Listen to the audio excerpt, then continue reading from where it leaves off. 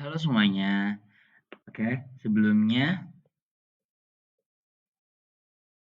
kenalin dulu, nama aku Muhammad Arya Putra dengan NIM 23210305513. Oke, di sini aku akan ngejelasin tentang memahami EPPS dan SSCT, dua tes psikologi proyektif verbal yang populer. Yuk, kita kenalan yuk. Tes proyektif. Apa sih itu tes proyektif? Tes proyektif adalah jenis tes kepribadian yang dirancang untuk mengungkap pikiran, perasaan, dan motivasi seseorang melalui interpretasi terhadap stimulus ambigu atau situasi yang tidak terstruktur. Lalu, apa sih tujuan utama dari tes proyektif ini?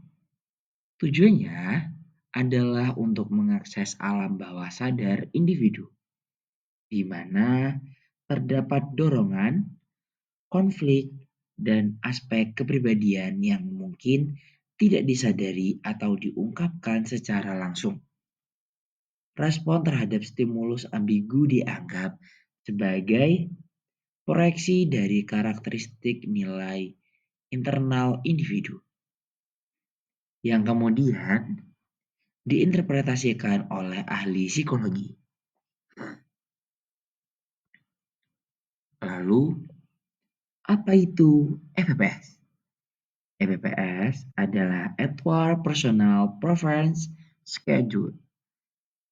Ia adalah sebuah tes kepribadian non-proyektif yang dikembangkan oleh Allen L. Edwards pada tahun 1954.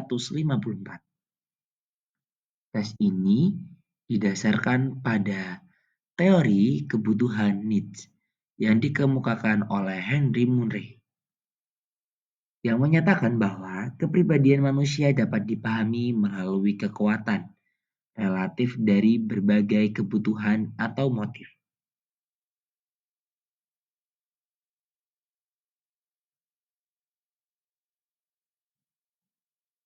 Lalu tujuan EPPS.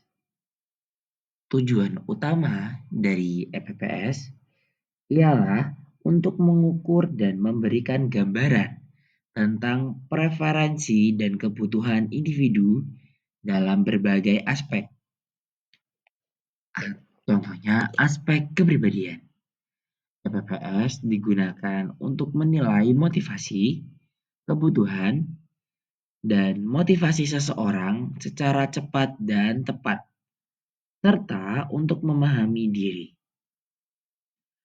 Aspek kepribadian yang diukur. EPPS mengukur 15 aspek kepribadian yang berbeda, yang mencerminkan kebutuhan dan preferensi individu. Apa aja itu ya? Yang pertama, achievement. Ini adalah kebutuhan untuk berprestasi atau mencapai hasil kerja atau belajar sebaik mungkin. Lalu yang kedua, ada difference, yaitu adalah kebutuhan untuk patuh dan menghormati otoritas. Ketiga, ada order, kebutuhan akan keteraturan dan organisasi. Keempat, ada exhibition, yaitu adalah kebutuhan untuk menjadi pusat perhatian.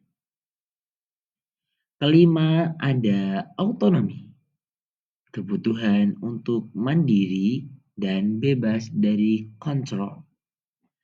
Keenam, ada affiliation, yaitu adalah kebutuhan untuk menjalin hubungan dekat dan bersahabat.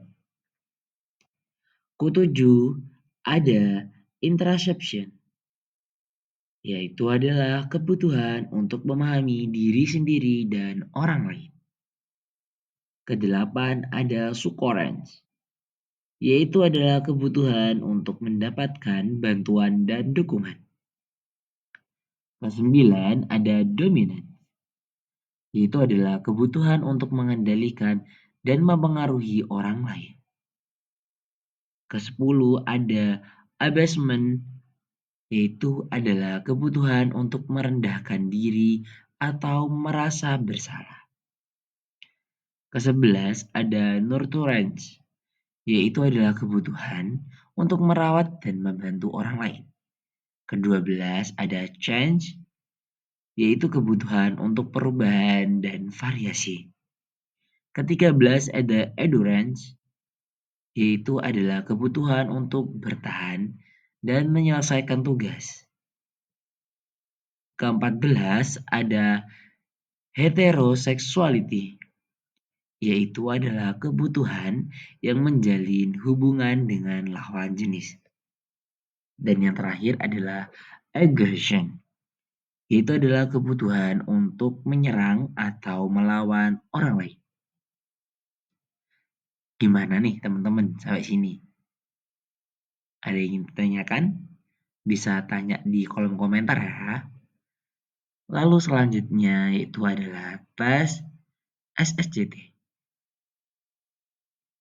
SSCT atau Sex Sentence Completion Test adalah tes proyektif yang disusun oleh Joseph M. Sachs dan Sidney Levy. Tes ini didasarkan pada asumsi bahwa respon individu terhadap stimulus ambigu atau kalimat tidak lengkap merupakan proyeksi dari hal-hal yang ada dalam ketidaksadaran mereka. Lalu, tujuan apa sih dari tes SSCT ini?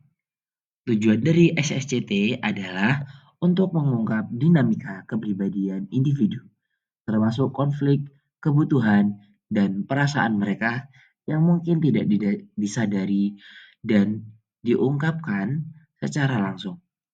SSCT juga digunakan untuk memahami bagaimana individu berhubungan dengan orang lain dan bagaimana mereka menginterpretasikan lingkungan mereka. Aspek apa aja yang diukur ya? Aspek yang diukur dalam SCT terdiri dari sejumlah kalimat tidak lengkap yang harus dilengkapi oleh peserta. Respon terhadap kalimat-kalimat ini dianalisis untuk mengidentifikasi tema-tema yang muncul, seperti sikap terhadap keluarga, hubungan interpersonal, konsep diri, dan tujuan.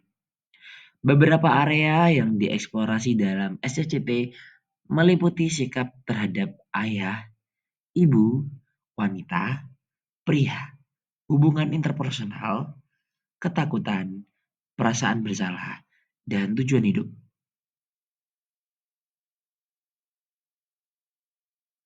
Lalu, refleksi pribadi dari saya.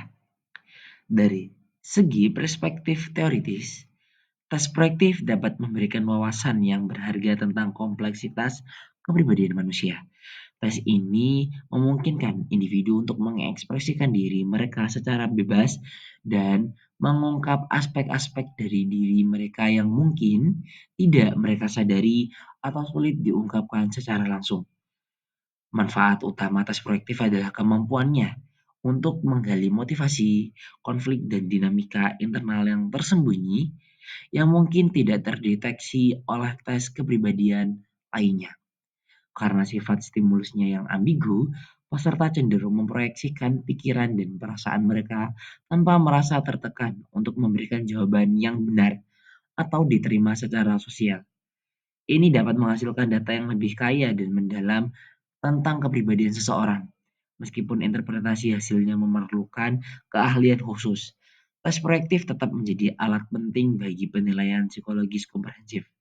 Menurut saya sendiri, dalam penggunaan tes proyektif, EPPS dan SSCT itu sangat penting untuk mengetahui dan menggali suatu informasi atau kepribadian dari orang lain.